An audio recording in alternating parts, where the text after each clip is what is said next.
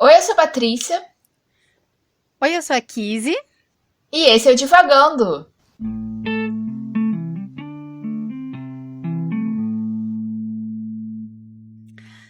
Olá, pessoal! Tudo bom com vocês? Estamos aqui começando mais um episódio do Divagando.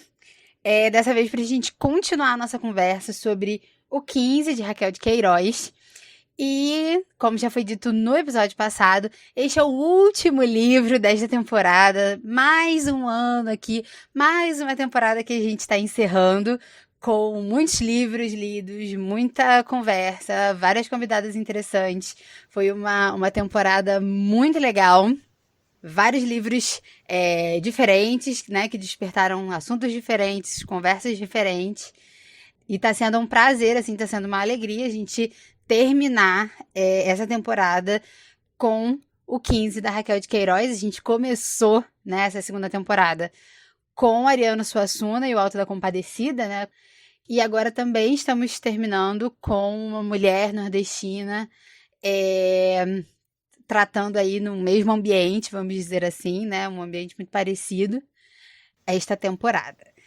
E boas notícias, nós conseguimos terminar de ler, né? A gente conversou um pouco sobre isso no último episódio. Uhul! A gente tá muito orgulho desse podcast nesse final de temporada.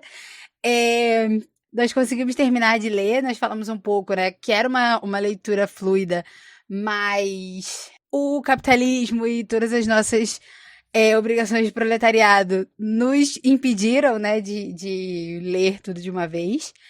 E devo dizer também um pouco do calor do Rio de Janeiro, porque quando começa o calor eu sempre coloco a culpa no calor do Rio de Janeiro. E conseguimos terminar de ler. E agora, pra gente ambientar aqui essa conversa e a gente continuar os nossos assuntos, os nossos comentários sobre o livro, eu vou dar um pequeno resumo sobre o 15 de Raquel de Queiroz. Eu acabei de reparar que eu não me preparei para esse resumo. Mas, enfim, vamos lá.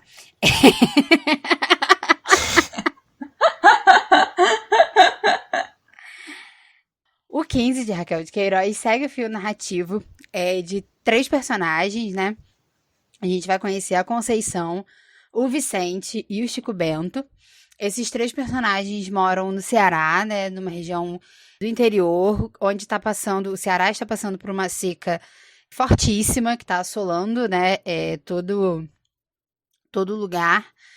E enquanto a chuva não vem, essas pessoas precisam lidar com essa seca, né? É o grande pano de fundo, assim, né? O grande problema, né, da história do livro é a seca que assola ali o Ceará.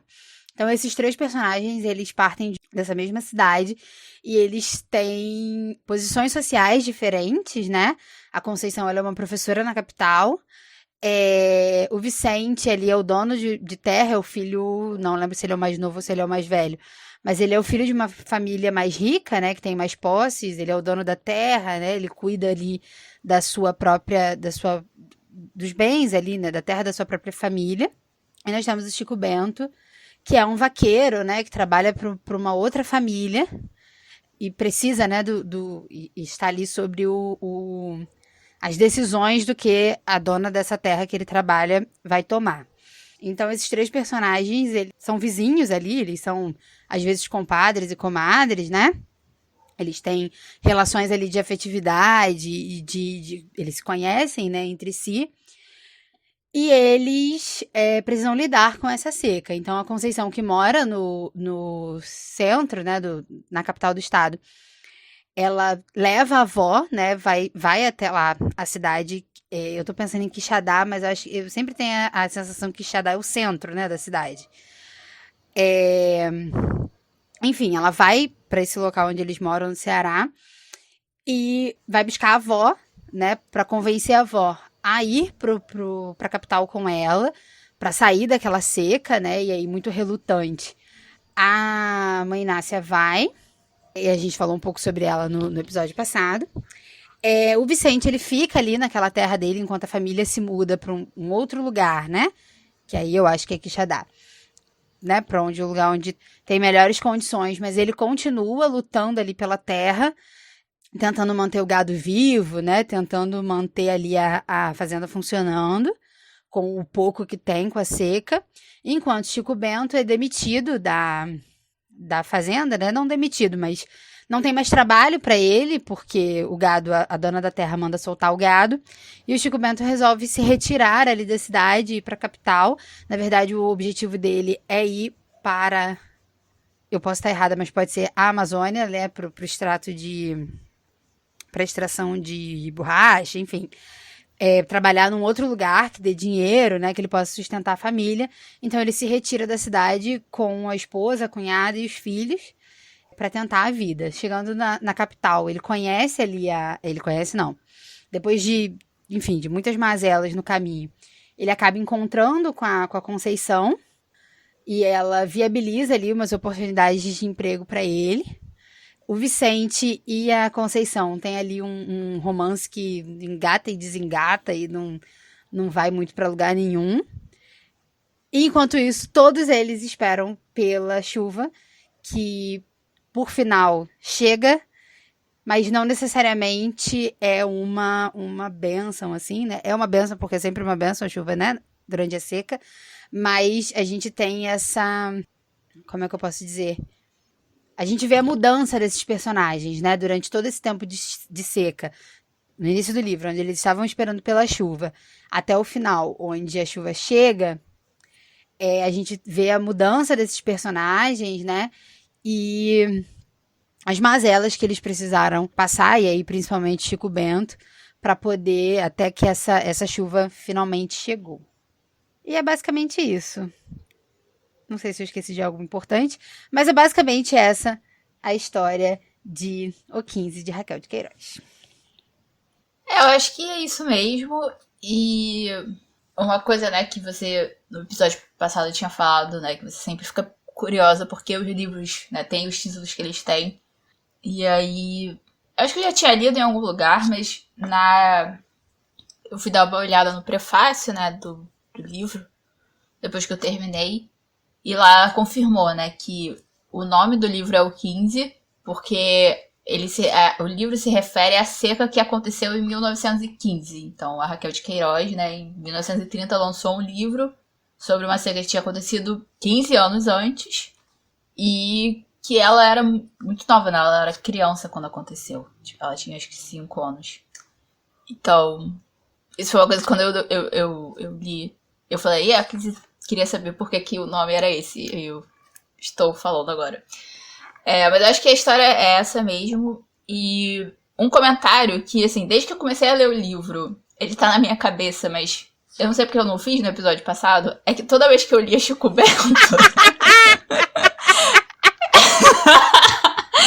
eu lembrava do Chico Bento da Turma da Mônica, gente. Não tinha jeito, assim. Não vou dizer que eu não pensei a mesma coisa. Não direi que você está sozinha nessa. Eu não sei se talvez o Maurício de Souza tenha se inspirado, ou se ele tirou o nome de outro lugar, ou enfim, mas como a gente cresceu, né, com a Turma da Mônica, lendo Turma da Mônica, a primeira vez que apareceu eu falei, cara, o Chico Bento. Não vou mentir que talvez eu tenha decorado o nome dele com facilidade por conta da associação. Não vou dizer que não. Não vou dizer que sim, né? Não nego, mas também não confirmo. Ai, meu Deus. Mas aí o que é esquisito, né? Porque esse personagem, ele passa por muitas coisas ruins, né? Ele passa por tragédias, por fome, por total desânimo, tipo... Ele realmente vive a seca, né? De uma forma muito mais pesada até que todos os outros personagens. E é isso, né? Enquanto eu tava lendo, eu ficava com essa imagem do Chico Bento da Turma da Mônica e o Chico Bento do livro, e eu ficava tipo, meu Deus do céu, sabe? Como que eu faço essa comparação na minha cabeça? Mas enfim. E aí, sei lá, tipo, eu já trouxe 2 comentários super aleatórios aqui. Mas aí eu queria saber de você, Kizzy, né? Tipo, até porque você trouxe isso durante o resumo.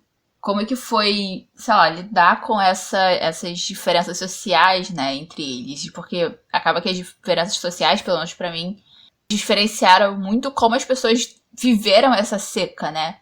E aí isso me fez pensar muito, tipo, nos meus próprios privilégios, né, que eu tenho como uma pessoa, tipo, da cidade, com uma família mais pra classe média, né, tipo, eu tive educação, eu nunca passei fome, nunca passei sede, sempre tive um teto.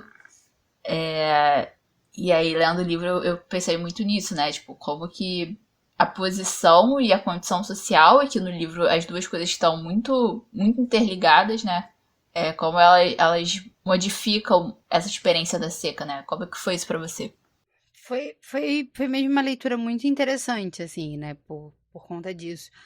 É muito curioso, assim, né, porque o livro ele não tem um vilão, né, ele não tem uma pessoa ruim. As são pessoas normais, e o grande problema, né, o grande vilão aí da história, a grande complicação é realmente essa seca, né? E é isso, assim, acho que durante a leitura me fez pensar um pouco no que a gente está passando, né, com o Covid, com essa pandemia, né? Obviamente que não é, não sei se não é a mesma coisa, né? Mas, enfim, é essa coisa maior, né, que subjuga todo mundo, né? Que tá todo mundo passando por isso, né? A seca existe, né? Assim como o Covid existe, e existem as formas com as quais você vai lidar com isso, seja as suas formas morais, né, e de perspectiva de vida, né, e aí a gente tem isso pelo Vicente, que tem todas as possibilidades de ir para um lugar onde, né, onde a seca vai ser um pouco melhor vivida, mas mesmo assim ele não abandona a terra, ele não abandona o gado, né, ele fala que ou tudo é posto a perder ou tudo dá certo, né? Porque ele tem essa escolha, ele tem essa possibilidade. Mas as pessoas vão fazendo o que elas podem, né? Pra se virar com aquilo, que não é o caso, por exemplo, do Chico Bento, né?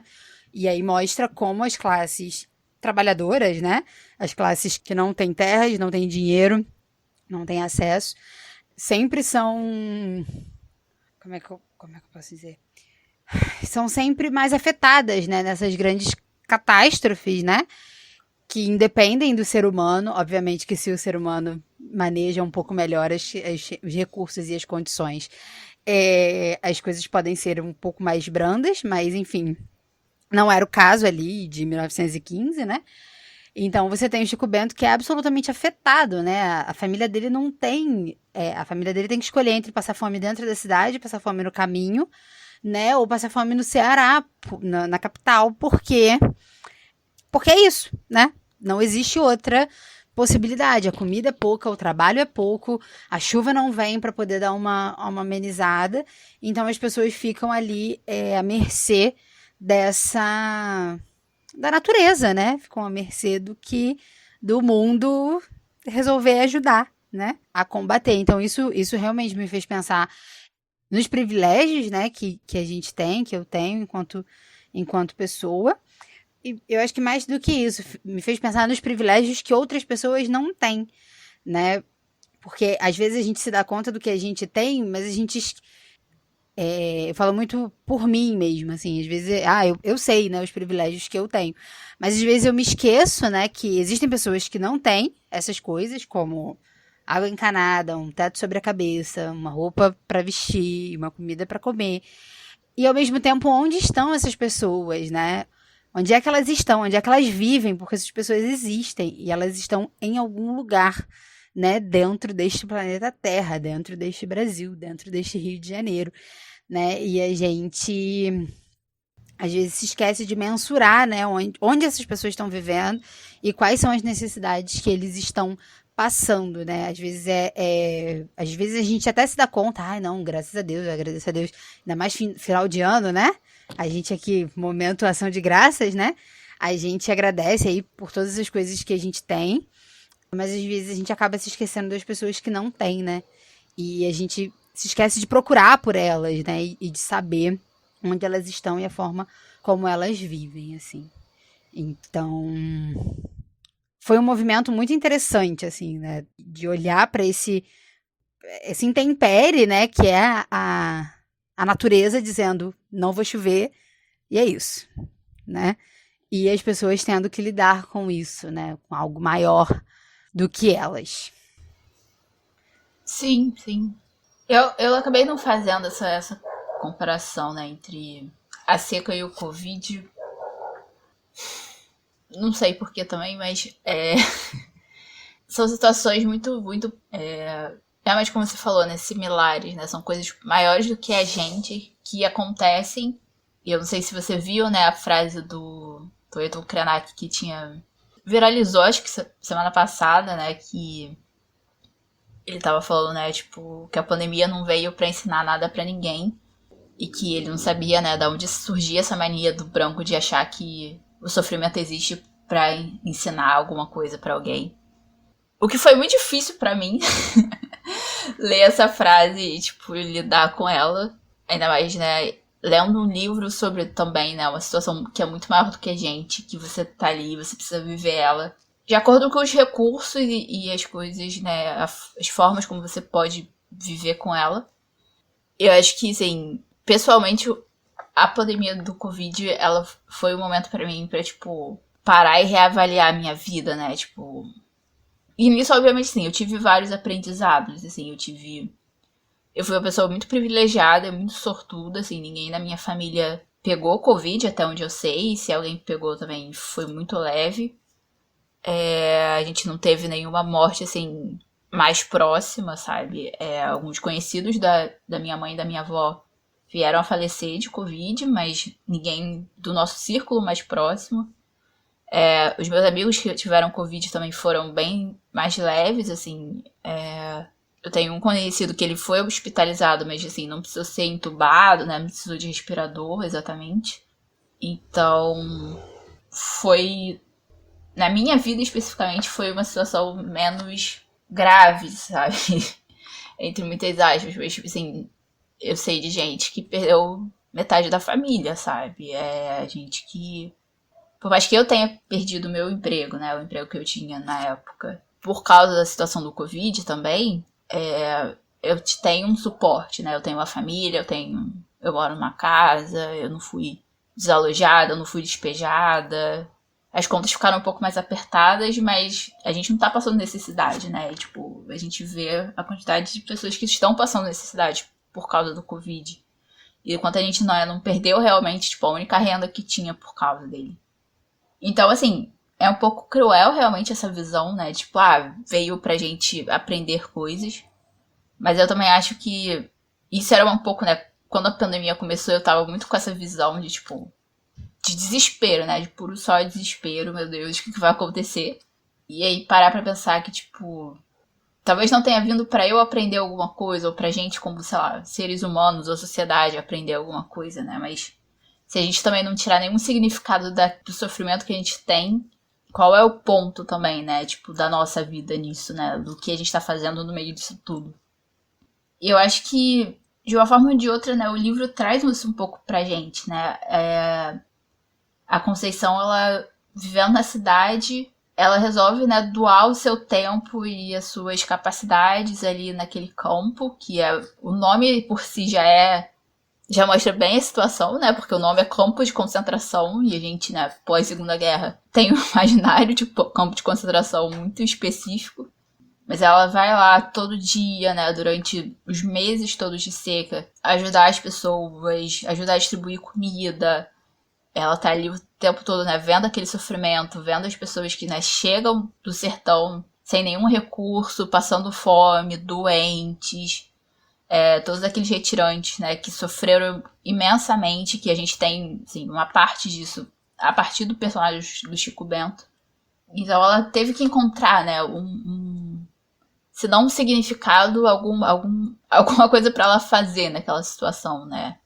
É a mesma coisa do Vicente, assim, ele resolveu não ir com a família, né, pra outra cidade, pra realmente, assim, cuidar do gado e cuidar da fazenda e cuidar das terras. E ele tava lá junto com os vaqueiros e todo mundo que trabalhava na fazenda, levantando o gado que caía pra morrer, né, tipo, vendo o gado morrer, vendo os açudes secarem, vendo a paisagem cada vez mais cinzenta e mais queimada mesmo. E você tem, né, o Chico Bento que resolve ir pra Amazônia, né, resolve ir pro Amazonas tentar a vida, tem um monte de percalço no meio, perde membros da família, passa assim, o pão que o diabo amassou realmente, pra chegar e perceber que, assim, o plano dele não ia dar certo, o Amazonas, tipo, já não ia dar certo, a situação já não era mais próspera, né, economicamente.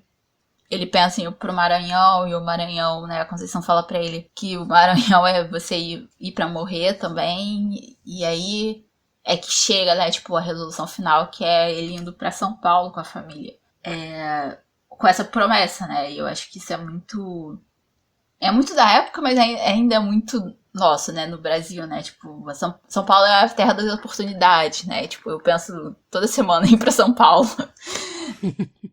Porque São Paulo tem esse imaginário, né? Tipo, é o lugar onde as coisas funcionam e a economia flui, enfim.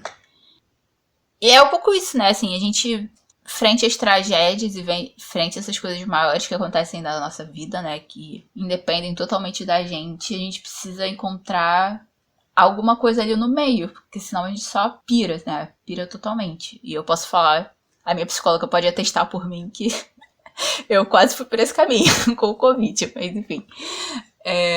Eu acho que. Não sei. Vários pensamentos. Sobre essa frase, né, que você mencionou, eu me deparei com ela nessa semana também. E aí, ouvindo, né, seus comentários a respeito, eu também fiquei um pouco pensativa sobre ela, né? Mas eu acho que é muito lutar contra esse pensamento utópico, né? Muito daquela galera hashtag gratidão, né? Uhum. Que, isso aqui, né? Tipo, todas essas coisas aqui são pra gente aprender, são, sabe? E, cara, não é possível, né? Não é possível que, né, pensando na multiplicidade de vidas, né, que o mundo vive, não é possível, Sim. né? Porque, assim, e aí a gente pode usar aqui como alegoria o próprio livro, né? Na minha concepção, quem tiraria, né, algum aprendizado, né, dessa seca seria ali a Conceição, né? Porque ela não é uma pessoa rica, não é cheia de privilégios, né? Mas ainda assim é professora, trabalha, tem alguma situação na vida e tá ali lidando, né, com a pobreza extrema, né, com a dificuldade, com a morte, com a fome dos retirantes. Enquanto a gente tem o Vicente, né? O Vicente não queria falar do Vicente, não. As irmãs do Vicente, que enquanto o Vicente vai na capital, elas estão pedindo para comprar corte de tecido, e ele mesmo pensa que é um absurdo, né? Tipo, para que comprar um vestido no meio dessa seca, no meio de toda essa desgraça? E a gente tem o Chico Bento, que tá vivendo ali na pele toda a desgraça e não tem tempo para pensar sobre aprendizado, né? Então você tem ali, não é nem os extremos, né? Mas eu acho que você tem ali todos os níveis, né? A pessoa que tá sofrendo na pele e só tá tomando paulada com a desgraça. A pessoa que tá vendo a desgraça, mas tem uma condição ok, mas tem um pensamento reflexivo. Então ela tenta fazer alguma coisa para ajudar dentro das posses dela. E a outra pessoa que tá ali, basicamente, vivendo, porque é isso. A chuva é bom para refrescar, né? A chuva traz o céu bonito, né? Mas não, o que tá me afetando? O gado da minha família tá morrendo, mas eu posso comprar um vestido, né? Não me afeta tanto assim. Então, eu acho que é muito cruel pensar, é como se as catástrofes, né? Essas esses grandes intempéries naturais, assim, né? Essas grandes pandemias, vêm para um grupo de pessoas que tem uma condição ok e algum pensamento reflexivo, aprender alguma coisa, sabe? Não dá para pensar assim, né? Porque aí toda aquela galera que tá passando fome, que tá morrendo, né? E aí, se a gente pensa no Covid, tem uma galera aí que não tem tempo para pensar no que o Covid tá me ensinando, né? Eu perdi meu emprego, minha família tá morrendo, eu não tenho casa, enfim, existem milhares de realidades que não dá para perder tempo pensando, o que o Covid veio pra gente nos ensinar, né? Eu acho que as pessoas tiram ensinamentos e reflexões e objetivos de vida, né, a partir das condições que elas têm, né? E isso em qualquer situação, né? Não é o Covid, não é a seca, enfim, sei lá, as eleições, ou os aniversários, ou a morte de alguém, né? As pessoas vão tirar aprendizados do que elas têm, do que elas estão, do que elas têm vivido e do que elas estão dispostas a refletir a respeito disso, né? Não dá para ser egoísta a ponto de pensar que milhões de pessoas estão morrendo pelo mundo só para você, né, aprender a ser mais grato, só para você aprender a viver o momento, né? Isso é de um egoísmo muito grande e que a gente acaba caindo nesse discurso, né? E aí a gente tem a galera hashtag gratidão, né? Que leva a gente aí para esse discurso, e aí eu lembro muito daquele quadrinho, né, do Confinadas, que é basicamente isso, né? Mostra muito bem essa realidade, né? Da pessoa ali que tá rica e num apartamento enorme, só tá ganhando dinheiro em cima da pandemia, enquanto as outras só estão se ferrando, as empregadas domésticas só estão se ferrando por conta disso, né? E aí a gente pensa no quão emblemático isso é. No Brasil, a primeira pessoa a morrer foi uma empregada doméstica, né? Morrer de Covid. Então, é muito autocentrado, né? A gente cair nesse discurso. Não que não dê para aprender nada, né? E aí, eu, conversando com os amigos há um tempo atrás, o maior aprendizado da Covid é que o mundo vai acabar por conta do capitalismo, né? Sobre como o mundo não... E me deu um choque, eu entrei num parafuso quando a gente teve essa conversa. Eu não quero mais falar de capitalismo, não quero mais falar de Covid, não quero mais falar de nada, porque eu entrei num parafuso total ali. Porque realmente é isso, né? O Covid é uma doença que convidou o mundo a parar, né? Que exigiu que o mundo parasse para se recuperar, né? Uma gripe é isso, né? Quando a gente está gripada, a gente precisa parar para o corpo descansar e continuar depois, né? Mas a Covid foi em absolutamente larga escala, né? E como é que você para esse mundo capitalismo, né? Esse mundo capitalista, né? Sem contar, enfim, como a doença começou e, enfim, tudo mais. Mas é isso, assim, né? Como a gente não tá preparado, né? A gente não tá preparado para a pandemia, a gente não tá preparado para uma seca, a gente não está preparado para chuva. Eu não tenho acompanhado, né? Mas eu sei que tem o alagamento da Bahia, né? Eu não sei se é de chuva, eu acredito que seja. Mas é isso, né? A natureza sempre vai ser muito mais forte que a gente, né? As coisas que provêm da natureza sempre vão ser incontroláveis e imprevisíveis, né? E desde que o mundo é mundo, a gente nunca aprende, né? O mundo tá... a natureza tá dizendo isso pra gente há muito tempo. Se fosse pra gente aprender alguma coisa, a gente teria aprendido há 100 anos atrás com a gripe espanhola. Mas a gente continua sem entender o recado, entendeu? Ai. Mas aí eu vou falar uma coisa que faz, no contexto das conversas, eu acho super contraditória, mas faz sentido, gente. Porque assim, eu acho que, pessoalmente pra mim, né, um dos aprendizados que eu tirei de tudo isso, exatamente pra não pirar na batatinha, foi entender exatamente essa questão que você estava falando, né? Que, tipo, você precisa parar pra se recuperar. E você precisa, né? Eu acho que a gente já, de uma forma ou de outra, a gente veio falando disso, assim, em vários episódios, né?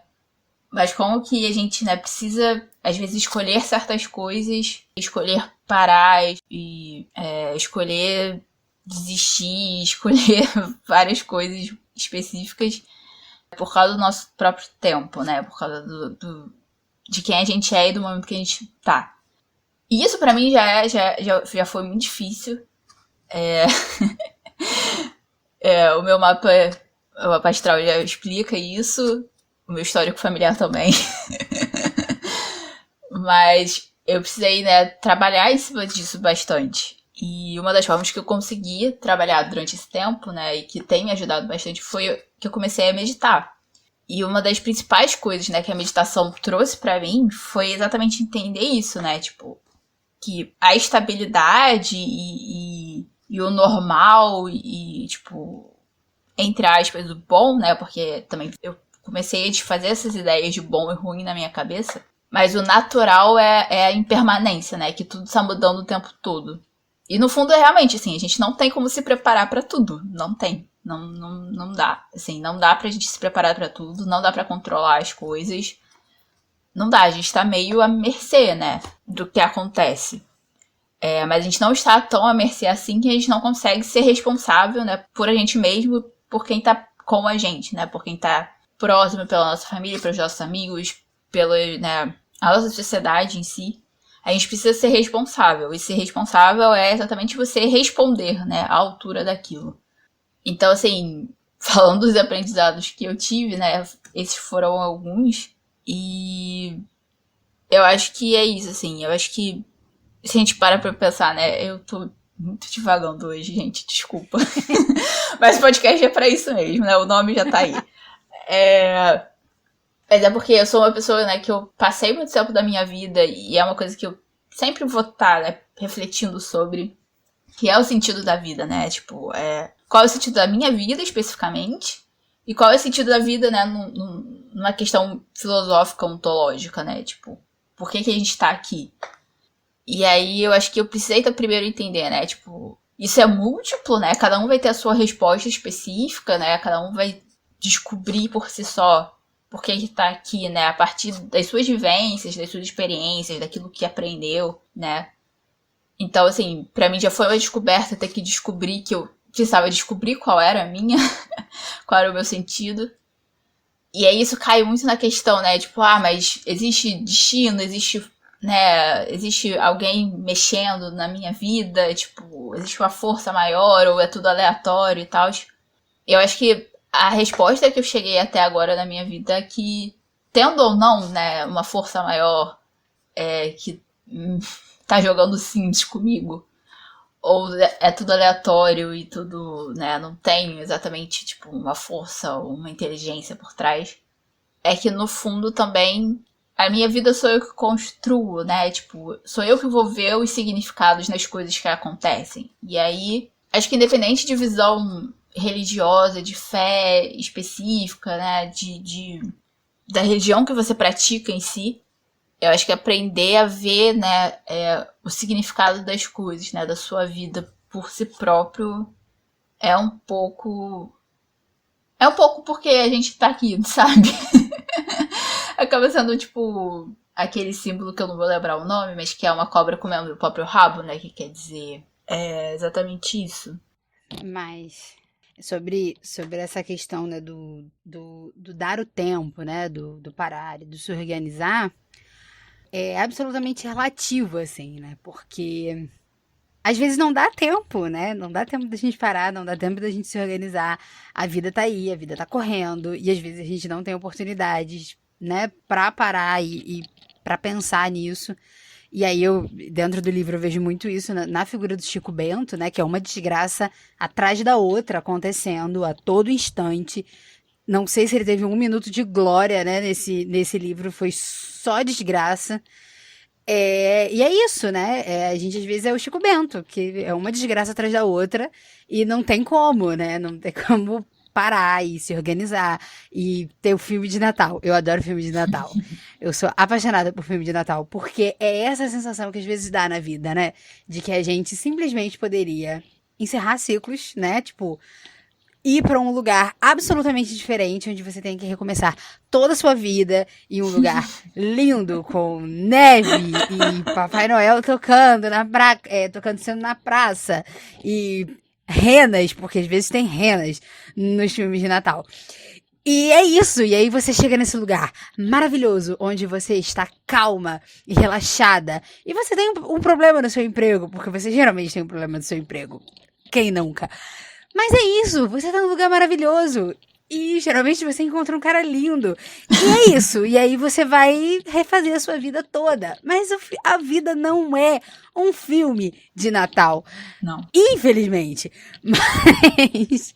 Então não dá tempo. Não dá tempo de você simplesmente largar a sua cidade, largar a sua família, né? Largar os seus amigos e ir pra um lugar absolutamente lindo e aleatório para refazer toda a sua vida, né?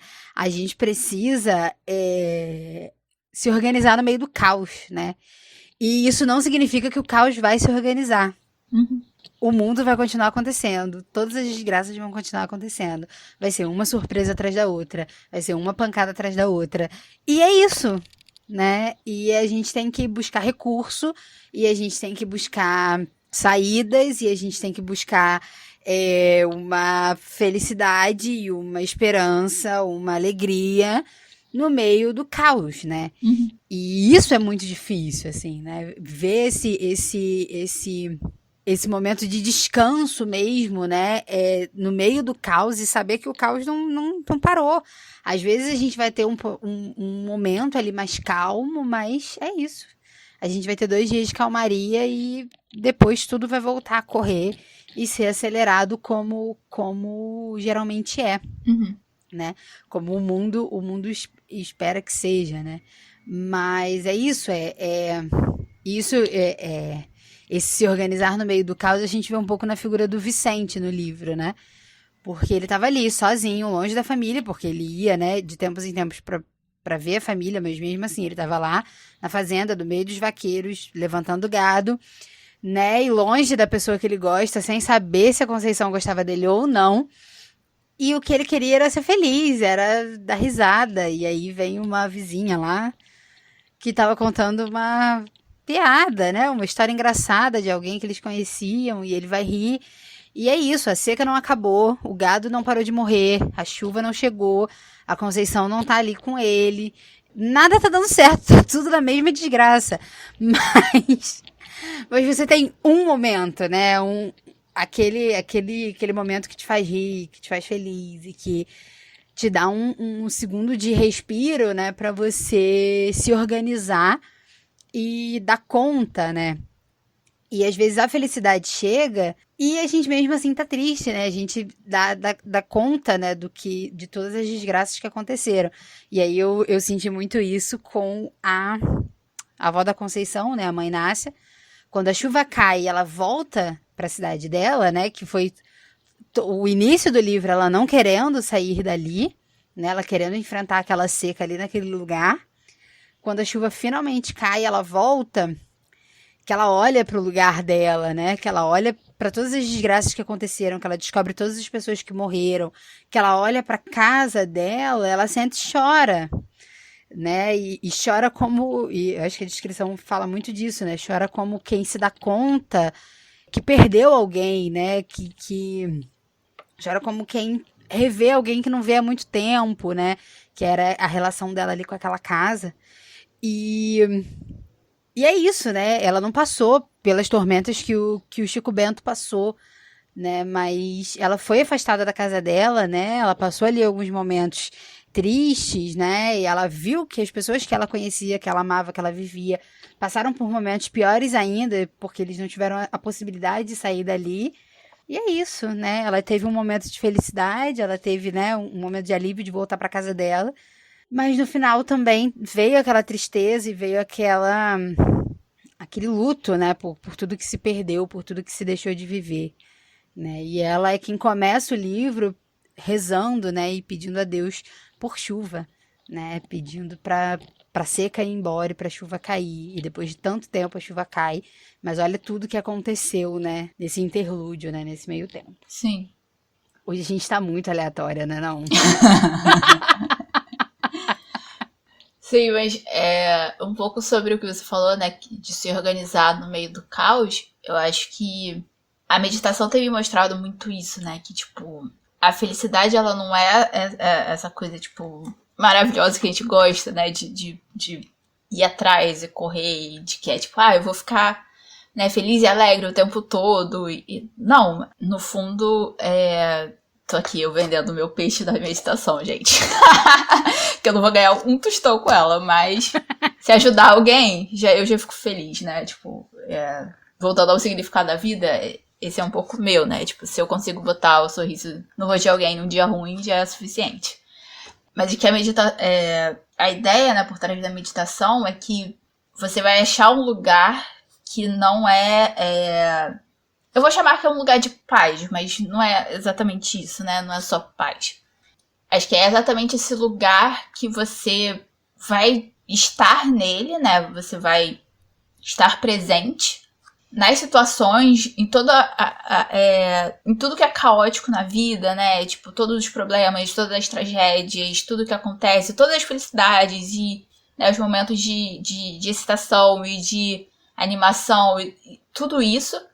Mas você vai estar presente neles, né? E esse estar presente quer dizer que você vai estar consciente de você e consciente, né, daquilo que está à sua volta.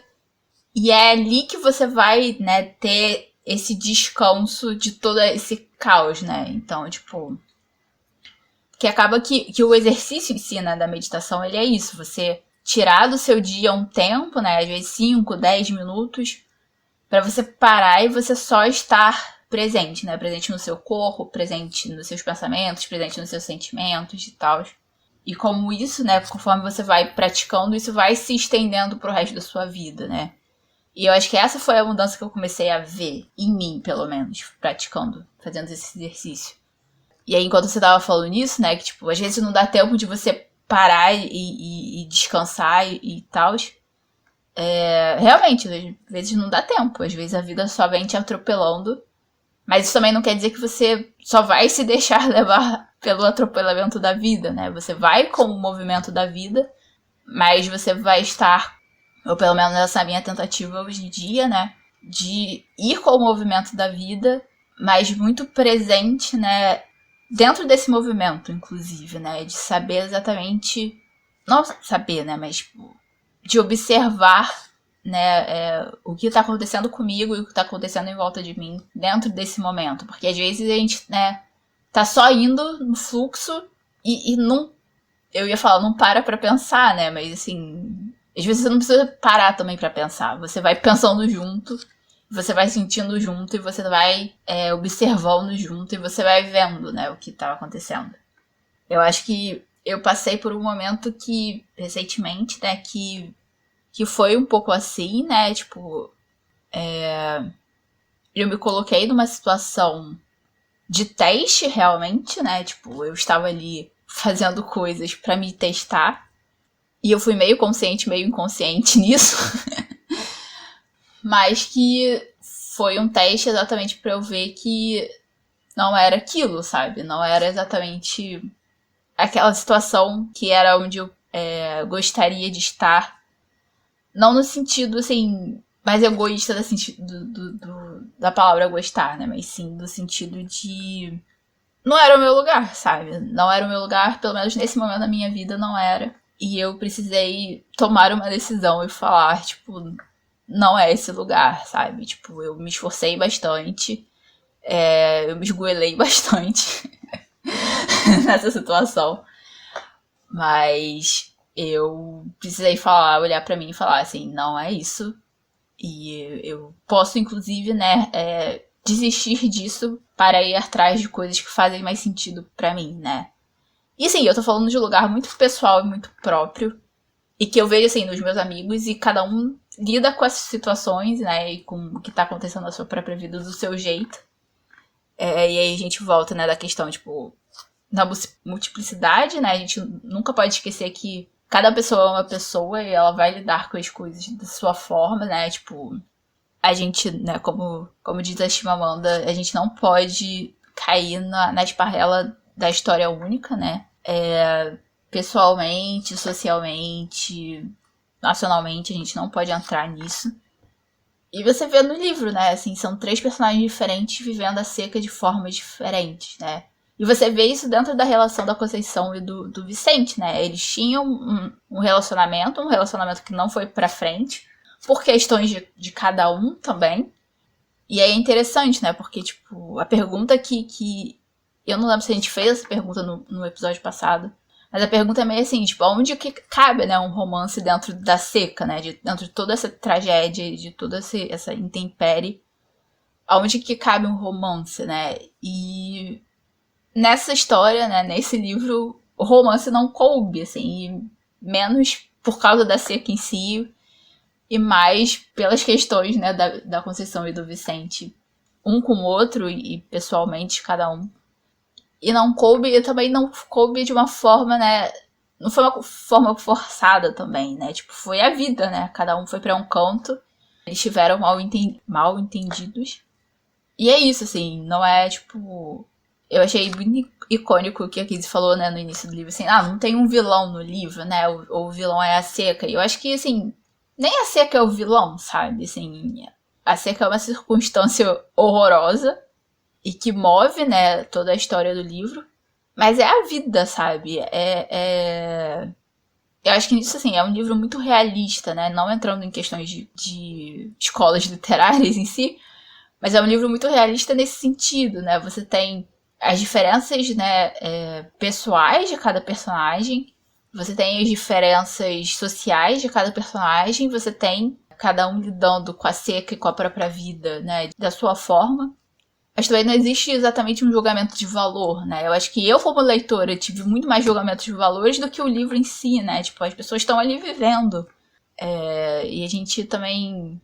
Não sei, às vezes a gente também aponta muitos dedos, né? Tipo, para as outras pessoas e pra gente mesmo, dentro das nossas situações de vida.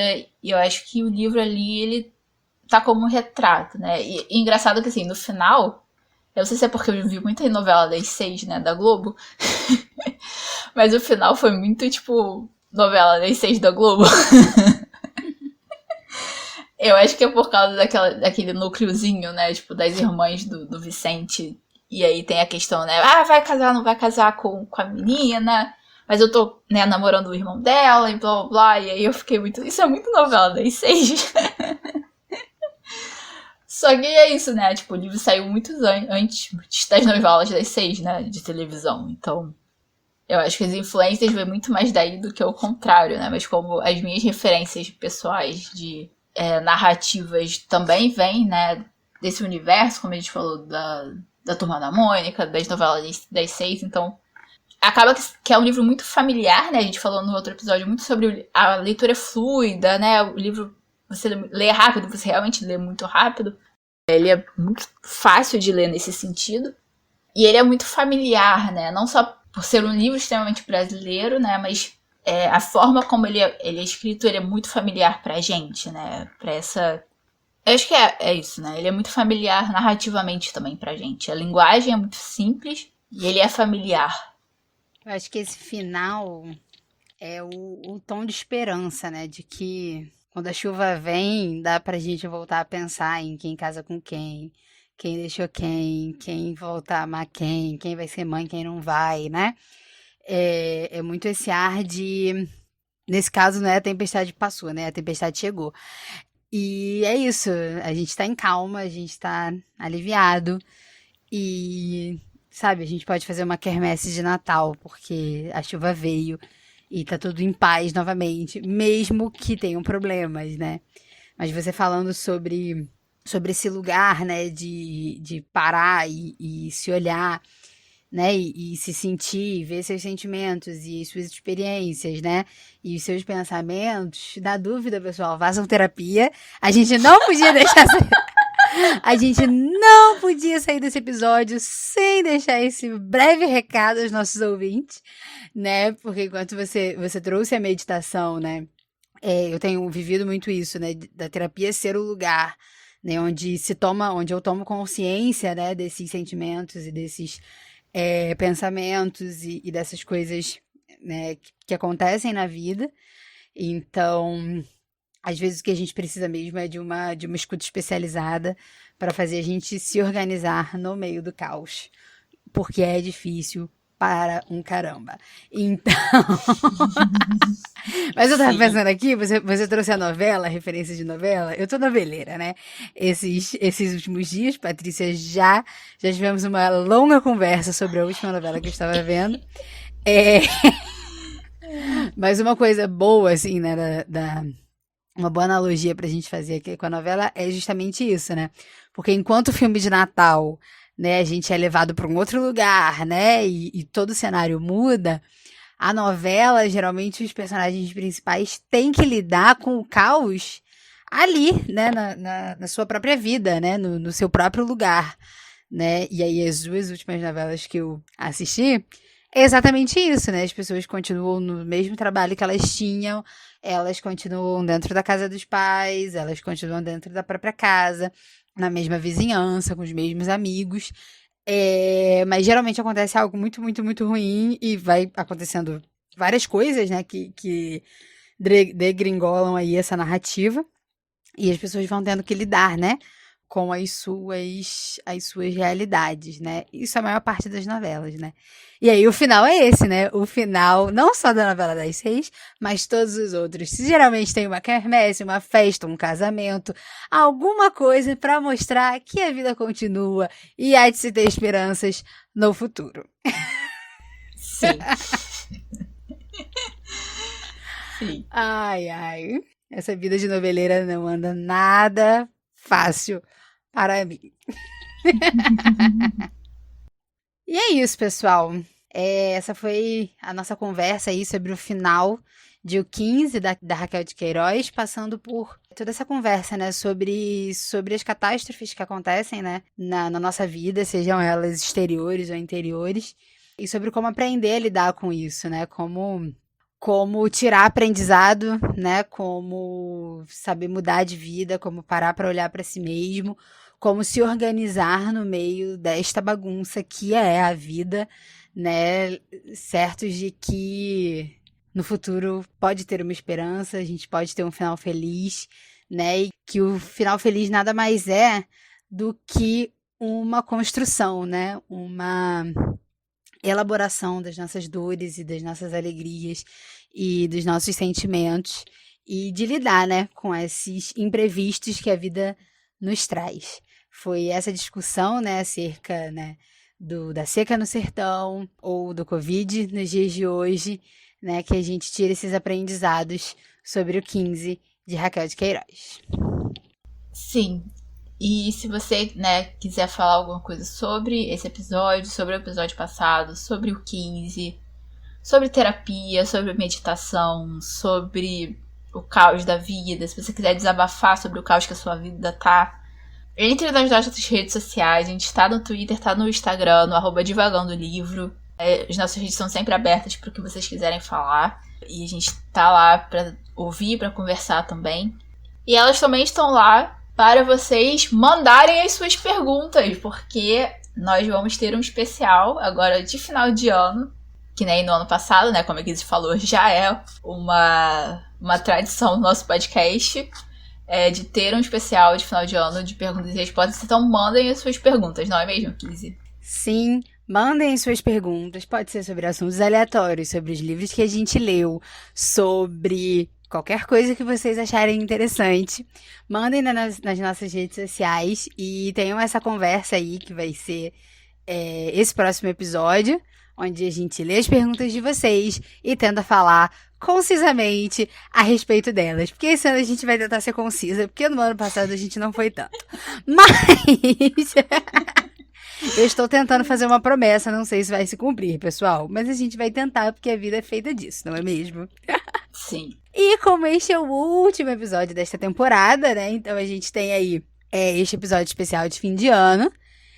E temos as nossas esperadas férias, porque este podcast, né, é feito do proletariado e proletariado gosta de férias.